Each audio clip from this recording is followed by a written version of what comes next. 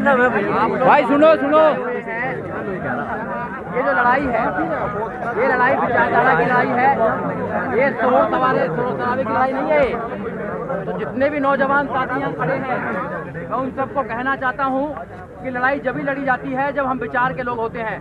Discipline में हम सबको होना चाहिए। यहाँ से मैसेज पूरे देश के अंदर जा रहा है। एक तरफ उधर कुछ लोग खड़े हो गए, एक तरफ इधर हो गए। जब हम लोग खुद ही डिसिप्लिन में नहीं है तो हम कैसे लड़ाई लड़ेंगे? नहीं लड़ सकते हैं।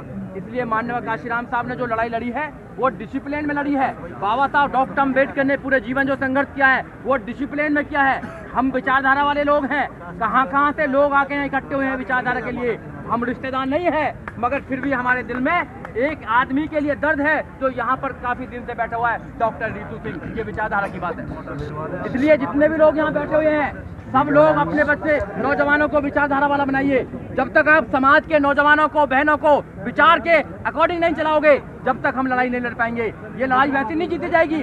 एक संगठन 100 साल से लगातार मेहनत कर रहा है, उसकी सत्ता चल रही है पूरे देश के अंदर, और हम लोग केवल भीड़ का माध्यम करके घर चले जाते हैं। विचारों का पुत्र होना चाहिए। माननीय काशीराम साहब ने एक एक व्यक्ति को तैयार करके यहाँ पर बहुजन मूवमेंट को तैयार किया है। वो बहुजन मूवमेंट टूटना नहीं चाहिए। हमारे पास सब कुछ है, हमारे पास घर है, सब कुछ होने के बाद भी हम लोग कहाँ पर हैं आज?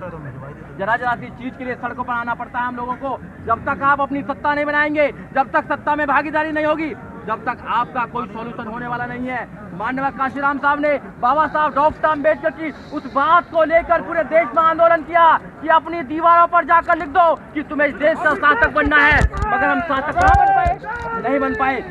माननीय काशीराम साहब ने लोगों को, आप जैसे नौजवानों को घर घर जाके तैयार किया। उनसे कहा कि आप बहुजन समाज के सिपाही बन जाइए, आप बाबा साहब डॉक्टर अम्बेडकर के संविधान के प्रहरी बन जाइए, संविधान को घर घर में पहुंचाने का काम कीजिए। आप जैसे जो नौजवान थे उस समय 84 के अंदर, उन लोगों ने गांव गांव जाकर लोगों को तैयार किया। तो तैयार होकर हम लोग उनकी सेकंड पीढ़ी है।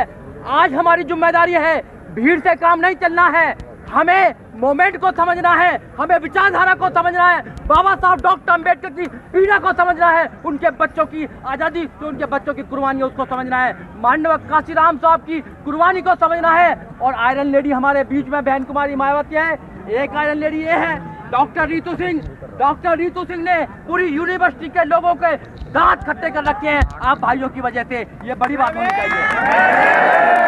उनके कंधे से कंधा मिलाकर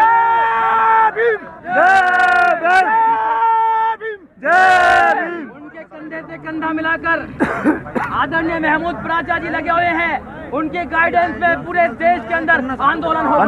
हम लोग सब साथ हैं। आप लोगों से मैं वादा करना चाहता हूं और आप लोगों से वादा लेना चाहता हूं कि जब भी हम मूवमेंट के अंदर आए, विचारधारा के साथ आए और विचारधारा को घर में लेकर जाए, बच्चों को बताने का काम करें, महिलाओं को बताने का काम करें। और हमने विचारधारा घर घर में पहुंचा दी तो दुश्मन तो बहुत थोड़ा सा है, वो टूट जाएगा। साथियों, यहाँ से कुछ लेकर जाना और आगे जब आंदोलन उसमें आना। जय भीम, जय भारत, नमो बुद्धाय। साथियों